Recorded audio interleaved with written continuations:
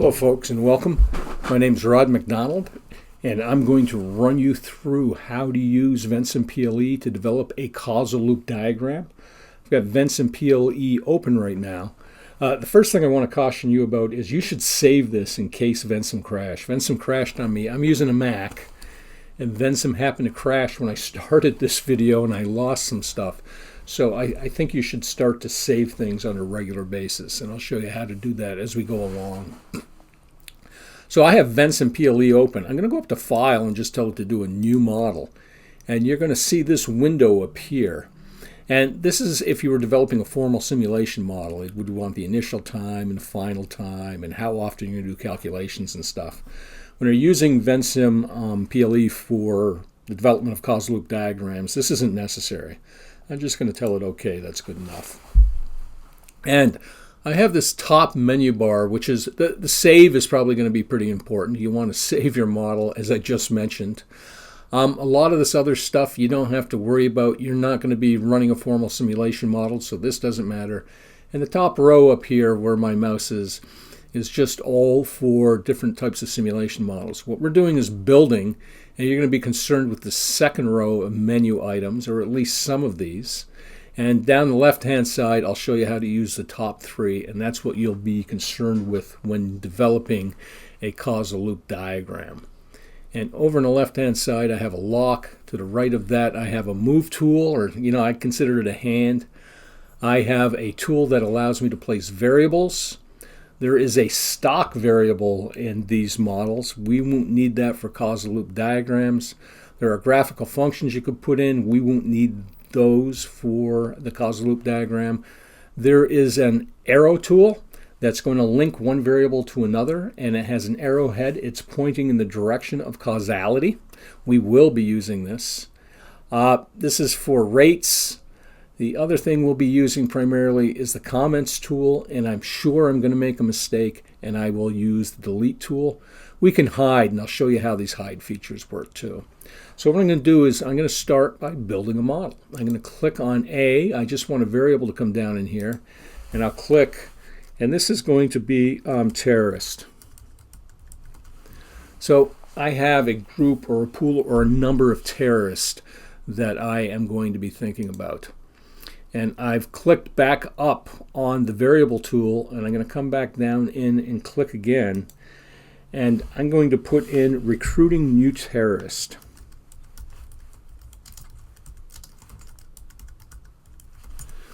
And what I'm thinking is I'm going to click on my hand now, and I'm just going to grab on, and I'm going to hold the left mouse button down, and I can move this around so they line up.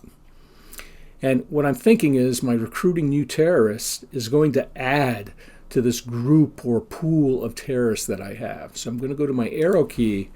I'm thinking recruiting new terrorists is going to influence terrorists. So I'm going to go and I'm going to left click on a Mac right in the middle of this variable, and I'm going to go up. And I'm going to click just once and let go, and then I'm sliding my mouse down, and I want to make sure I'm right on the terrorist. And I'm going to click again. And you can see I have this nice curved arrow here. And Vensim's asking me, do I want to save? Absolutely. I'm going to click OK. And let's think, where do I want to throw this in my documents? I got this terrorism model. I'm going to call it Terror 1. That way if I mess up or add stuff on, I can have version control. So going back to my model, I have recruiting new terrorists, and it's connected to terrorist. And this link is identifying causality. I'm going up, I'm going to click on my hand, I'm going to click on the white space. So I'm arguing that recruiting new terrorists is going to result in my terrorists changing, is what it is. And to figure out, there's something called link polarity with these. And will terrorists move up or down when I add new terrorists is the question. And this is sort of a heuristic. It's a rule of thumb. Recruiting new terrorists can go up and it can go down for a variety of reasons we're not showing here. But when I'm trying to figure out the link polarity, what I'm going to say is if the tail, that's this variable, this is the tail of the arrow. If the tail increases, what happens to the head? And I'm just going to ask, if recruiting new terrorists increased, all other things being held equal in the system, what would happen to terrorists? and with all other things held equal, it would move in the same direction. It would increase. So I am going to go and I'm going to right click on this handle and it will open this window. And I will slide down and it says polarity markings. And it's moving in the same direction. So I'm going to go and click on this S.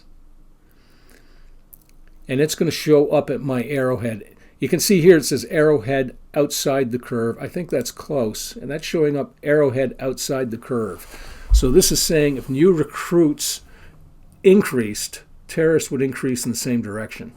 And it's a heuristic, right? This is just a tool for figuring out what the link polarity is. Once I know the link polarity, recruiting new terrorists could go up or it could go down. And so if recruiting new terrorists went down for some reason, then terrorists would move in the same direction. Terrorists would be fewer than they would have been is what's occurring there, okay? So that's the idea of this link polarity, and this is how to identify it in Stella, or in Vensim, excuse me. I'm going to go and click on my link tool because I also know what's going on, or this is my mental model. This is my theory of how the system works. And one of the great things about systems thinking is I'm being very explicit about the relationships between these variables.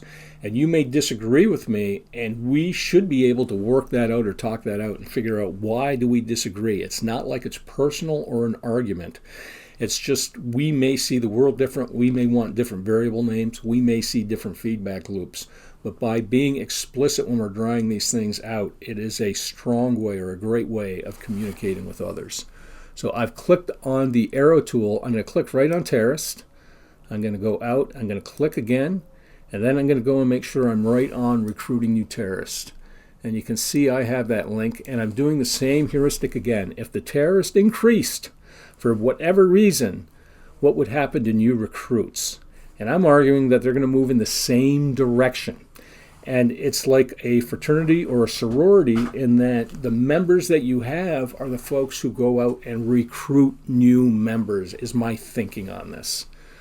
So I'm going to go to the handle and I'm going to right click on my mouse and I'll open that window and it's going to be the same. So I'm going down to my S. And this time I don't want the S to be right at the arrowhead. And I would like it to be at the handle on the outside. And you can see how it moves to this point. And then I'll just slide this over and put it close to my arrowhead. Just the idea that you have another option. And I'm trying to move these around so that you can see the circular causality. And now, because I have a feedback loop, I want to label it. And this happens to be a reinforcing loop. Once this loop gets moving in a direction, it will continue to move in the same direction. So if terrorists increased, recruiting of new terrorists moves in the same direction. It has increased. Recruiting of new terrorists has increased. Then my terrorists are going to increase. So a move in one direction by one variable will work its way through a feedback loop and end up moving it in the same direction as that initial push. This is an indication of a reinforcing or a positive feedback loop. Those things mean the same. I think I'm going to stick with reinforcing for this. So I will want to label this loop.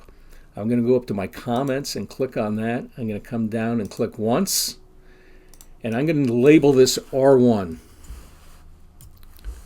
And this stands for reinforcing. And it's 1. It's just the feedback loop 1 is all I want to. And I'm thinking that I'm going to have multiple feedback loops in this model. So I want to name them R1, R2, R3, and in that order. So I have set that. I'm going to click OK. You can see that it remains on the comments. I'm going to go up and click on my hand. And this box is a little big. I'm going to make it smaller. And actually, there's one other thing I can do here. You don't necessarily have to do this, but I'm going to right-click on this, and it's going to open this box again. And it says Clear Box. And if I click on this, I can see that I could make it a triangle, inverted triangle. All I'm going to stick with is just the loop clockwise and the loop counterclockwise. And my arrows here are going clockwise, so I'm going to keep the loop as clockwise. I'm going to click that, and you can see, and I want to go to the hand again, make sure I'm on the hand. And then I can grab and, I can change how big I want this. Another good modeling practice, excuse me, is to make sure that you label your loops.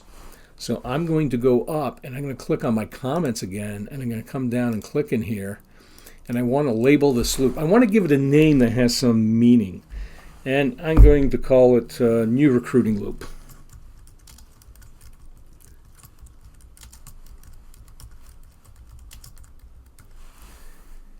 And I will leave it at that. I'm going to go up to my hand and click on this. And then I can just grab and change the size of the box.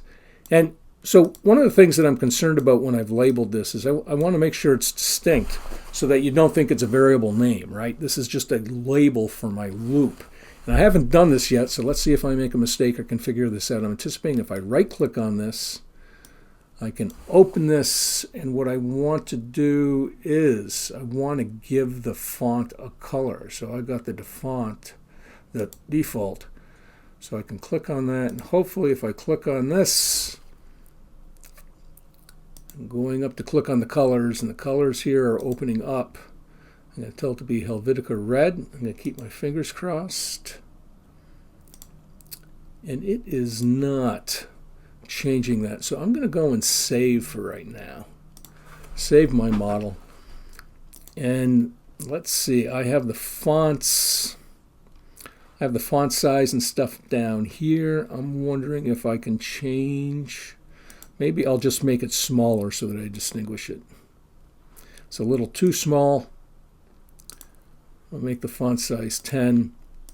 And I'm not sure why it's not changing the color for me. We'll go in here and look at one other thing and see if I can change the color. And it looked like that worked. So I went down to the bottom and I clicked on this, was empty before, and I clicked on it and selected the color. Again, I'm saving frequently in case this crashes on me. Save. So I've got one feedback loop and I've got it labeled. And I believe that Dr. Hendrickson likes you folks to also identify stakeholders that are associated with this. You could use the same tool. You could go up to your comments tool and you could identify who the stakeholders are. Another way of doing this could be that you could go up to the comment tool and you could have a box over to the left that would say R1. You might even want to include the name of the loop, and then you could identify the stakeholders who are associated with that. So I'm going to continue building my model.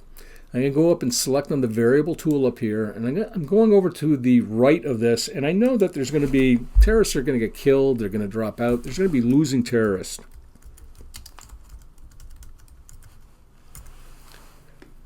I go to my hand, that's looking about right, and I know that in order to lose terrorists, I have to have terrorists. Again, this is my mental model, so I'm going to start right out on terrorists.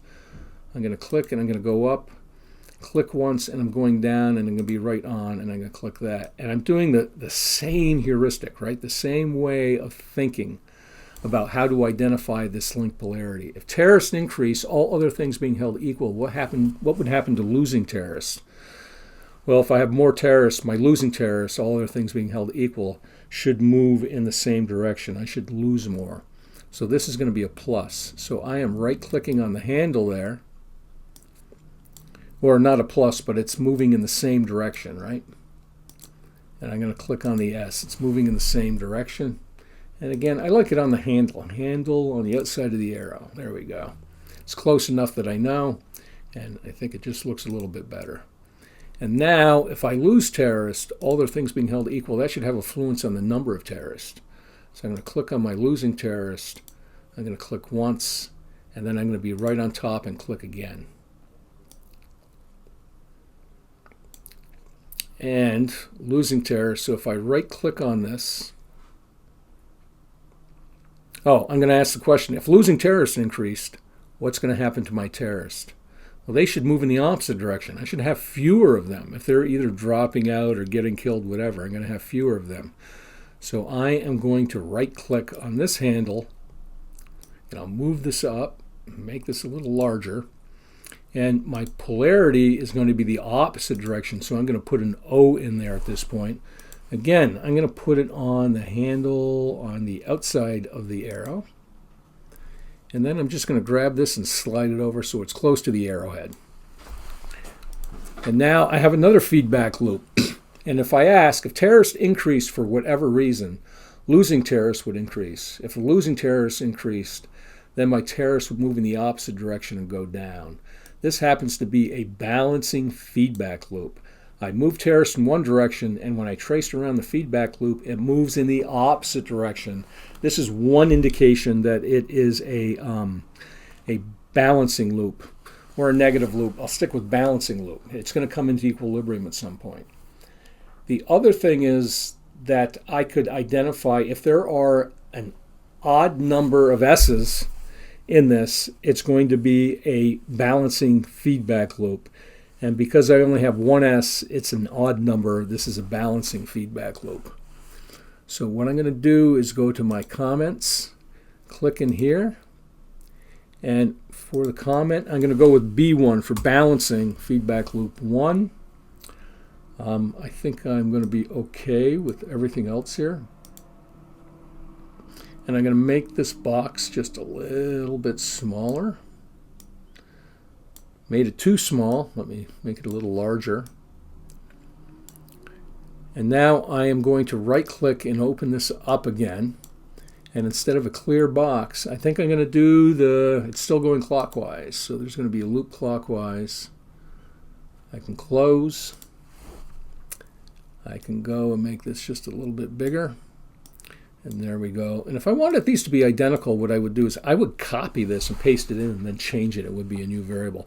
And I'm going to do this with the recruiting so I don't have to put the red in anymore.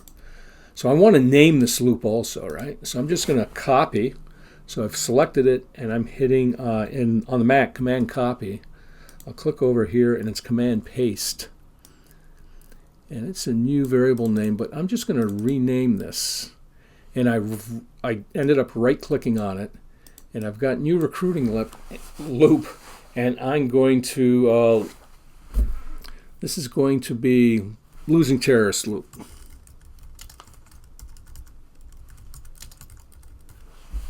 And I'm not in IA, so perhaps I am coming up with bad variable names. And again, I could do the same thing, and I would be able to identify the stakeholders associated with different parts of the system if they actually exist. So I have this, and now what I'm thinking is I'm going to add another variable. And I'm going to save this because I'm on the Mac, hitting the save. I'm going over to the variable tools. And I sort of have this laid out. I'm looking at a picture of this, so I know the geometry of it. I could end up moving this later, right? I want to try to be as clean as possible. I want to try to avoid crossing lines, things like that. I want it to be, I'm telling a story, so I want that story to be clear. So now I'm going to add terrorist actions. And I'm going to go over and click on the hand. That's pretty good.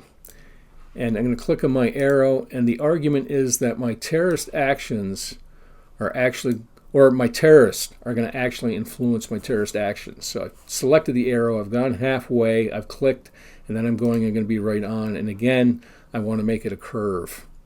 And one of the things I'm noticing is things are getting really tight in here. I'd like to open that up. So I'm going to click on my hand, and if I go to this box right here, this handle, I can make this a bigger. I'm just making the box around it bigger, even though you're not seeing it. And that's spreading it out so it's sort of easier to see. And now I want to identify this link. So if the terrorists increase, all other things being held equal, I would anticipate that my terrorist actions would increase. So I'm going to right-click on this. It's moving in the same direction, so I'm going to give it an S. And then I will close this box. You can see it's at the arrowhead again. I think I'm comfortable with that for now. And now my terrorist actions are going to have an influence on something. And so those terrorist actions, I'm imagining that they're doing something and that maybe terrorists are actually getting killed, suicide bombers, whatnot, that when they're undertaking these actions, you're losing terrorists. So it's going to be connected to that. So I'm going to click. I've clicked on the arrow key. I'm clicking right on terrorist. I'm going halfway. I'm clicking again. I'm going down to losing terrorists. And now I want to ask if the terrorist actions increased, would losing terrorists move in the same or the opposite direction? So if there's more terrorist actions, I'm going to lose more terrorists. So it's moving in the same direction. I'm going to right click on the handle. I'm going to click and go to S. It's moving in the same direction. And I'm going to put it on the, let me just be different. Handle is on the inside of the arrow curve. And just to show you, and what you want to do is you want to place these so they're sort of out of the way. And there I go. And what I have is another feedback loop that I need to trace around, right? So one way of doing it is if I'm looking at this feedback loop, I see there's only one zero in it, an odd number of zeros, or an even number of S's, would actually, it's an odd number of zero signs is what I'm really looking for. So if I have an odd number of zero signs, then this is going to be a balancing feedback loop. So I believe I misspoke before. So you're going to have to be careful about this. This is what you should remember. How am I identifying the polarity of the feedback loop? If there are an odd number of negative signs in the loop, it's going to be a balancing feedback loop. And the other way of doing it is asking, any of these things can increase or decrease. And if it's a reinforcing loop, when you go around it, they'll move in the same direction. With a balancing loop, they're going to move in the opposite direction. So let's say terrorist actions increased, then my terrorist losses actually increased. Terrorist losses just increased. My terrorists go down, there would be fewer terrorist actions is what's occurring. So this is a balancing feedback loop. And what I'm going to do, I'm going to click on the hand. I'd like to keep it the same size. So I'm going to click on this. I'm going to copy, and then I'm going to paste. And I've got a new B1. And now I'm going to right click on this, and I'm going to label it B2.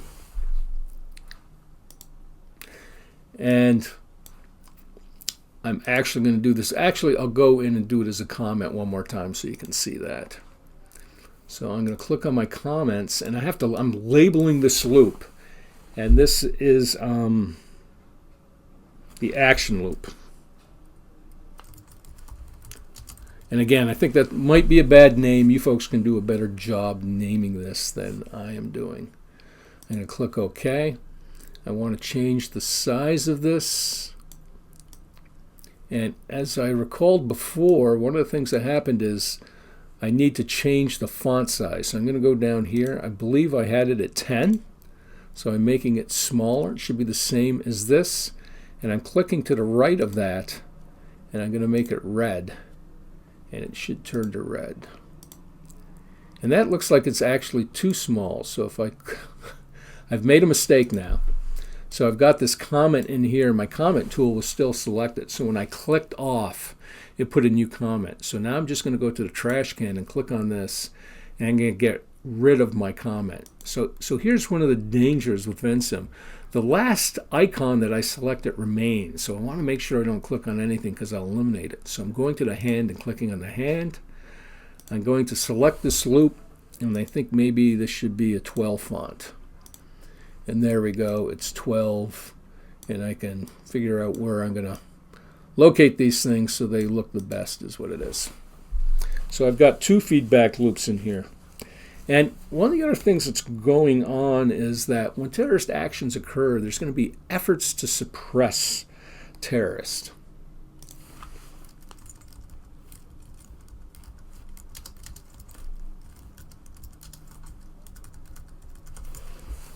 Okay? And that's coming from when there's terrorist actions. It's like, we got to do something. What are we going to do? We got to take some actions. We got to stop this. So my terrorist actions are what's going to drive efforts to suppress terrorists, is what it is. And this is sort of a vague name, efforts to suppress terrorists. This is actually capturing in my mental model all the things that perhaps the United States or other countries are doing for whoever they perceive as terrorists. When some actions happen, we have to do something, and they're going to react.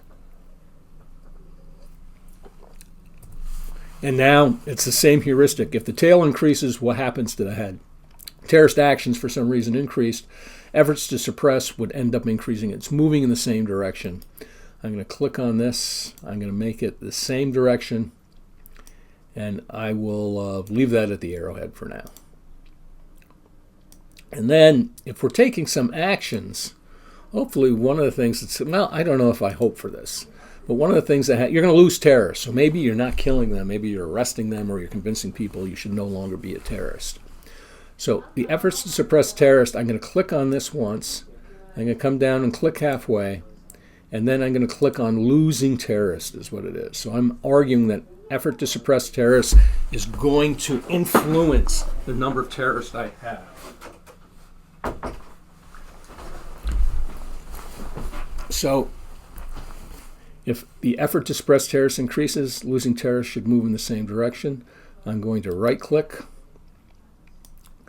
and it's moving in the same direction, so it's going to be an S. And I'm going to put this one handle on the outside of the arrow. And then I will just drag this down so that it's a little closer to my arrowhead. That way people see the direction that things are going.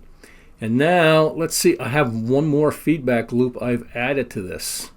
There's an odd number of O's in this, so this is going to be a balancing loop. It's going to be my third one. And I'm going to go to my hand and click on that. I'm going to click on B2. I'm going to copy. I'm going to paste. And this is just making it at the same time. And now I'm going to right click on this. And now I can make this 3. This is the third balancing loop I have. And I'm going to do the same thing with the name. Instead of making it like I did before, I'm just going to copy. I'm going to paste. I think this is quicker. And I'm just going to call this the suppression loop. So I'm going to right click on this. Suppression, S-U-P-P. I believe I've spelled, I have not spelt it right. There we go. Had to think about that, folks. And I can move this around. So I have a suppression loop going on now. And one of the other things, so I'm going to save. Don't want to forget about that. I'm going to click on the A. I'm going to add another feedback loop here.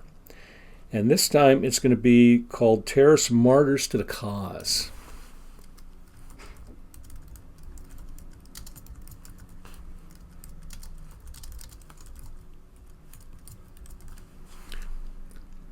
And I'm going to click on my arrow key.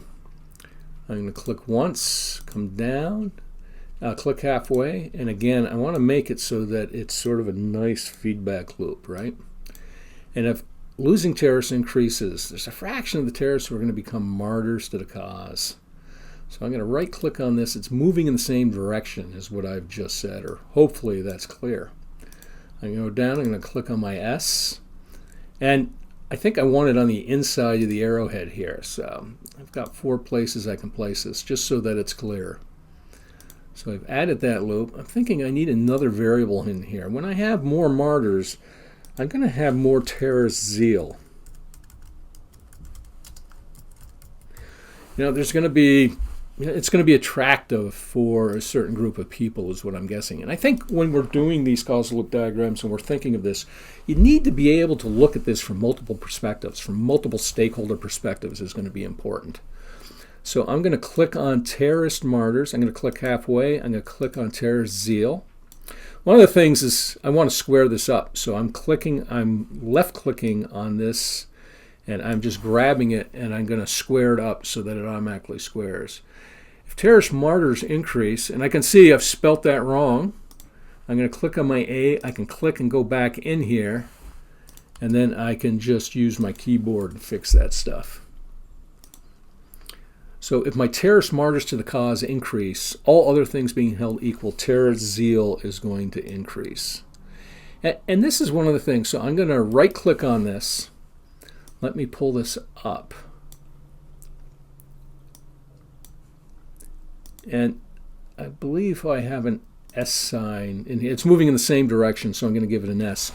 Also, I think once you have terrorists to the cause, that there's a delay before you get terrorist zeal. It's going to take time, years, to learn about what happened, years for people's behavior to change. I think there's a huge time delay in this.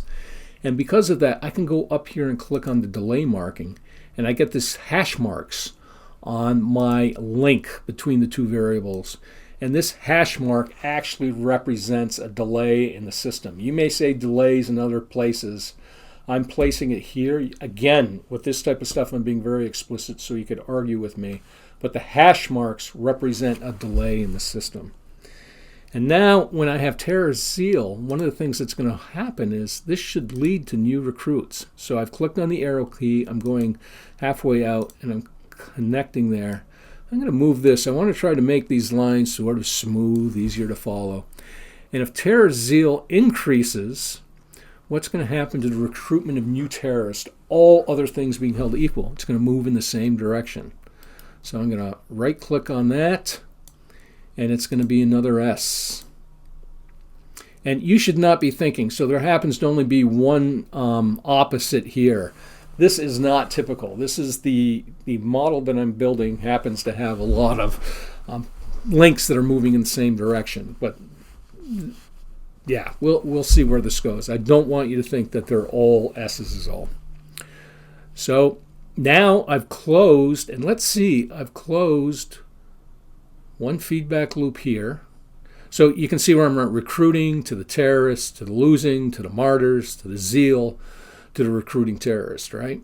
That's one feedback loop, and that is all positive. So there's another reinforcing feedback loop here. So I'm going to call this, I'll close, I'm going to click on my hand, I'm going to click on this, and I'm going to copy, and I'm going to paste. It'll be the same size. I'm going to right click on this, and this is the second reinforcing loop. So it's going to be labeled 2.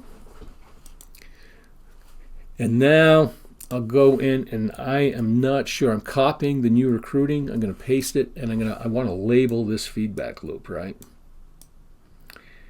And I don't necessarily want to call it the zeal loop because I have a number of these. So let's just call this, I've already got a recruiting loop. Let's call this the martyr recruiting loop.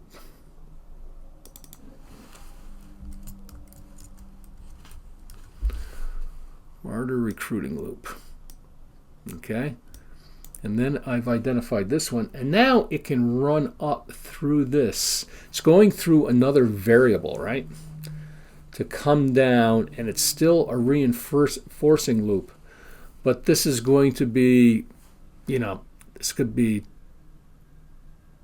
it's still reinforcing. So let's do one thing at a time. So I've got this selected. I'm going to copy, I'm going to paste. And all of a sudden, I'm going to right click. I'm going to tell this to be R3. And you can see how we just closed this loop, and all of a sudden we've generated. So there's 1, 2, 3 new loops I've generated by following this, by adding one connection. So you can see how the complexity in these systems sort of jumps very quick. Just going to copy that, and I'm going to paste. And then I will rename this. And this is going to be the martyr actions recruiting loop. And again, you can disagree with me in the names. You can change this stuff is what's happening. And there's one other loop that's going through. So it's the same thing. So let's follow it. Terrorist actions, going to the effort, going to losing, coming down to terrorist martyrs, going over to terrorist zeal, going over to recruiting of new terrorists, going to terrorists, going back to the terrorist actions where I started from. And they're all S's in this loop.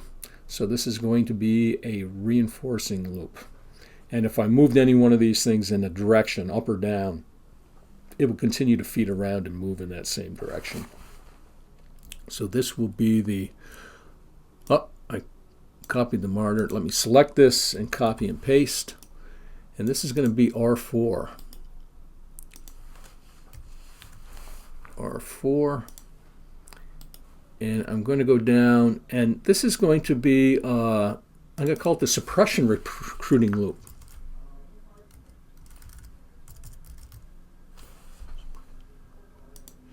I don't know if there's 1 or 2 P's. There are 2 P's in suppression. So forgive my misspellings. So all of a sudden, and if you think about this feedback loop, is that if you, we're going to do something, we're going to kill terrorists, and all of a sudden it's working around a feedback loop to recruit new terrorists and create new actions. And under certain conditions, if I made this go to 0, if the effort to suppress was extremely high, the losing terrorist increased enough, then my terrorist would go to 0, which would mean 0 actions, which mean I could reduce my efforts after that point, right? So the B3 feedback loop could dominate, and there could be people in the system, stakeholders in the systems who think, let's kill them all and we won't have a problem. And to a degree, they're right if you did kill all the terrorists, right? And I'm not advocating this or mean to sound harsh or anything.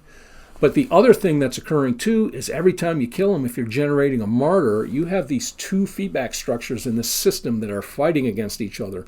Only one's going to be the strongest. And there are going to be people out there who are saying that, when you go and kill people, you're creating terrorists, particularly or you're creating martyrs, particularly if there's, casualties or that are not the terrorists you're going after. And this is a different feedback loop, and you can see how these systems get complex relatively fast. And I think I am going to stop here. I think I've gone on long enough. There's actually another feedback loop you could add. And what happens is when you have terrorist zeal, you have terrorists gaining peripheral support. And when they gain peripheral support, that there can be more funding, and if there's more funding, that could influence terrorist actions. And also, the efforts to suppress terrorists could be one where you're going after the funding. So we could add additional feedback loops to this, and it would get a bit more complex. And one of the things I'm going to do right now, I want to just show you a few other tools. So I'm going to go to the hand, I'm going to click on terrorists, seem to be at the center of things. And over here on the left, it says loops. And if I click on this identifies the feedback loops associated with terrorist is what it is. So I can see that there are 7 feedback loops there. And I actually have more now because I have feedback. There's a feedback loop. Or maybe I have labeled too many of these and done this incorrectly. But you can see that there are 7 feedback loops associated with that. And the other thing I can do is if I have terrorist, I can draw causal tree diagrams with this that are going out. So this is terrorist where it's used, and I can click on what's causing the terrorist, and I can get these trees of what's causing the terrorist. So I guess I'm just going to spend, so this is really how to draw these causal loop diagrams in Vensim. That's the main lesson here. And now what I'm wondering, have I drawn too many feedback loops? So these R1, so R2 is the martyr recruiting, so it's going from here to here to here to here to here. That's definitely a feedback loop. The R3, martyrs recruiting loop, I'm going to start from here. I'm going to go to here. I'm going to go to terrorist. I'm going to go to losing. I'm going to go to martyrs, to zeal, and back. That's definitely a feedback loop. And then if I go to R4, I'm going from here to here to here to here to here. That's definitely another feedback loop. So I am confident that I've got my R2, R3, and R4s correctly. If you have any questions or anything, so if you have questions about the software, I know I'm not an IA, but I can answer these questions pretty quickly is what it is. So you should feel free to give me a call or stop by my office. I'll put that information at the end of the video. I know this went on a bit long. I hope this is helpful. Thanks, and I'll see you around.